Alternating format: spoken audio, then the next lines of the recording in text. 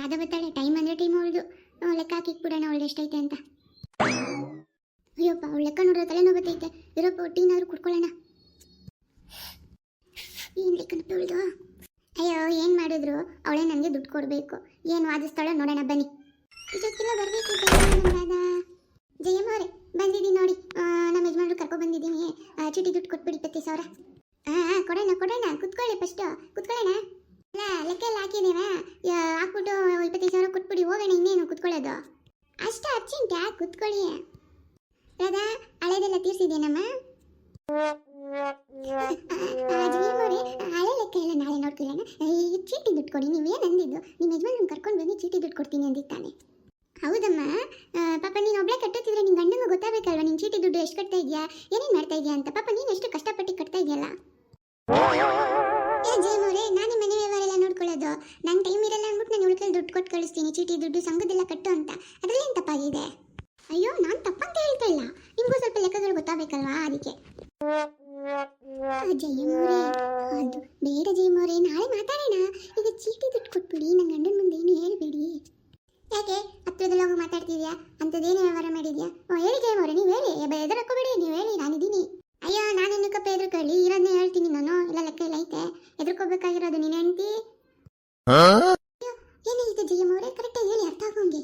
ಎಲ್ಲ ಕೂಡಿದ್ರು ಕಳೆದ್ರು ಬಾಗ್ಸಿದ್ರು ಗುಣಿಸಿದ್ರು ನೀವೇ ನನಗೆ 5,000 ವಾಪಸ್ ಕೊಡಬೇಕು.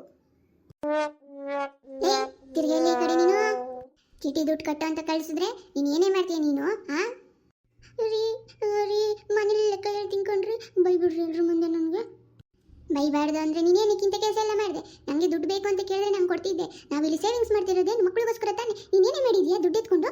ಓ ರಾಮಪ್ಪ, ಕೋಪ ಮಾಡ್ಕೋಬೇಡ ಇರಪ್ಪ. ಏನಂದರೆ ನೀವು ತಿಂಗಳು ಸಂಘದ ದುಡ್ಡು ಕಟ್ಕೊಂಡು ಹೋಗ್ತೀನಿ ಅಂದರೆ ನಾನು ನಿಮಗೆ ಚೀಟಿ ಕೊಡ್ತೀನಿ. ಯಾಕಂದರೆ ನಿಮ್ಮ ಮನೆ ಹತ್ರ ಬಂದಾಗೆಲ್ಲ ನಿಮ್ಮ ಮನೆ ಡೋರ್ ಕ್ಲೋಸ್ ಆಗಿರುತ್ತೆ. ಇಲ್ಲ ಅಮ್ಮ ಇಲ್ಲ ಅಪ್ಪ ಇಲ್ಲ, ಇಷ್ಟೇ ಬರೋದು ಉತ್ತರ. ಅದಕ್ಕೋಸ್ಕರ ನಾನು ಈಗಲೇ ಇಟ್ಕೊಳ್ತೀನಿ ಅಂದಿದ್ದು. ನನಗೆ ಗೊತ್ತಿರಲಿಲ್ಲ ಜಯಮ್ಮವ್ರೆ ಇವಳು ಈ ಥರ ಎಲ್ಲ ಮಾಡ್ತಾಳೆ ಅಂತ. ನಾನು ಪ್ರತಿ ತಿಂಗಳು ನಾನೇ ಚೀಟಿ ದುಡ್ಡು ತಂದು ಕೊಟ್ಬಿಡ್ತೀನಿ. ಇವಳಿಗೆಲ್ಲೇನು ಕೊಟ್ಟು ಕಳಿಸಲ್ಲ ನಾನು ನಿಮ್ಮನ್ನ ನಂಬಿನೇ ರಾಮಪ್ಪ ಕೊಡ್ತಾ ಇರೋದು. ನಿಮಗೋಸ್ಕರ ಅಂತ ಕೊಡ್ತಾ ಇದ್ದೀನಿ. ನಿಮ್ಮ ಮಿಸ್ಸಸ್ ನೋಡಿ ನಾನು ಕೊಡ್ತಾ ಇಲ್ಲ. ಏನೇ ಆದರೂ ನೀವೇ ಹೊಣೆ, ಈಗಲೇ ಹೇಳಿದ್ದೀನಿ ನಾನು. ಎಲ್ಲ ಲೆಕ್ಕ ಆಗಿ ಎಲ್ಲ ಮಾಡಿದ್ರು ಇಷ್ಟು ದುಡ್ಡು ಮಿಕ್ಕುತ್ತೆ ತೊಗೊಳ್ಳಿ. ಆಮೇಲೆ ಇನ್ನೂ ಒಂದು ತಿಂಗಳು ಸಂಘದ್ದು ಕರೆಕ್ಟಾಗಿ 10ನೇ ತಾರೀಕು ಅಂತ ಕಟ್ಕೊಟ್ಬಿಡ್ಬೇಕು ನೀವು. ಆಮೇಲೆ ನೆಕ್ಸ್ಟ್ ವಾರ ಸಂಘದ ಕಡೆಯಿಂದ ಟ್ರಿಪ್ಗೆ ಹೋಗ್ತಾ ಇದ್ದೀವಿ. ನಿಮ್ಮ ಮಿಸ್ಸಸ್ನ ಕಳಿಸ್ಕೊಟ್ಬಿಡಿ. ಟ್ರಿಪ್ ಅಂದಿದ ತಕ್ಷಣ ನೋಡಿ ಏನು ಖುಷಿ ಬಂದ್ಬಿಡ್ತು. ನಾನು 1 ರೂಪಾಯಿ ಕೊಡಲ್ಲ. ಅಯ್ಯೋ, ನೀವೇನು ಕೊಟ್ಬಿಡಿ ನಮ್ಮಪ್ಪ. ಎಲ್ಲ ಸಂಘದ ದುಡ್ಡು ಸೇವಿಂಗ್ಸ್ ಇದೆ, ಅದರಿಂದ ಕರ್ಕೊಂಡು ಹೋಗ್ತಾ ಇರೋದು. ರಾಧಾ, ಹಂಗೆ ಸಂಘದಲ್ಲಿರೋ ಸದಸ್ಯರು ಎಲ್ರಿಗೂ ಹೇಳ್ಬಿಟ್ಟು ಬಂದ್ಬಿಡು. ಸಾಯಂಕಾಲ ಮೀಟಿಂಗ್ ಐತೆ, ಬರೋಕೆ ಹೇಳು. ಯಾವ್ಯಾವ ಪ್ಲೇಸ್ ಜಯಮ್ಮ? ಸಾಯಂಕಾಲ ಕರ್ಕೊಂಡು ಬಾರಮ್ಮ. ನಾನು ಅವಾಗೆಲ್ಲ ಅನೌನ್ಸ್ ಮಾಡ್ತೀನಮ್ಮ. ರಮಣ್ಣ ಬಾಣ, ನೀವು ದುಡ್ಡು ತಗೊಳ್ಳಿ. ಸ್ವಲ್ಪ ಮನೆ ಕಡೆನೂ ಗಮನ ಇರಲಿ ರಮಣ್ಣ.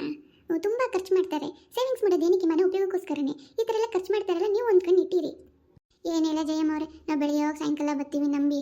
ಹಿಂಗೆ ಮಾಡಿದರೆ ಏನಂತ ಲೆಕ್ಕ ಕೇಳೋಣ. ಲೆಕ್ಕ ಕೇಳಿದ್ರೆ ಜಗಳ ಆಗುತ್ತೆ. ಆಯ್ತು ಆಯ್ತಣ್ಣ ರಮಣ್ಣ, ನಿಮ್ಮ ಫ್ಯಾಮಿಲಿ ವಿಷಯ ನೀವು ನೋಡ್ಕೊಳ್ಳಿ. ನಡೆಯ ಮನೆಗೆ.